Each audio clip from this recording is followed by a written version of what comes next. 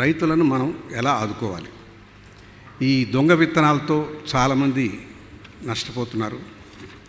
Tissue culture అప్పుడు చాలా ప్రాముఖ్యత, విపరీతంగా గంధం మొక్కలు, వెదురు మొక్కలు, వీటికంత డబ్బులు వసూలు చేసి మోసం చేస్తున్నారు చాలా సంస్థలు. వాటి బాధితులందరూ ఆయన దగ్గరికి వచ్చి మొరపెట్టుకునేవాళ్ళు. టిష్యూ కల్చర్ కూడా కొంచెం బయోటెక్ బేస్డ్.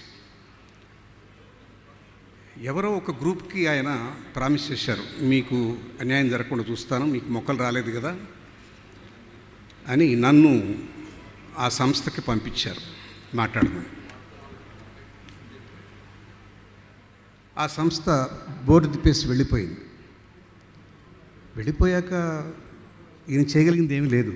కానీ ఎవరైతే ఆ బాధితులు వచ్చి చెప్పుకున్నారో నా సమక్షంలోనే, వాళ్ళకి 5 లక్షల రూపాయలు ఏర్పాటు చేసి పంపించారు, సొంత డబ్బులు.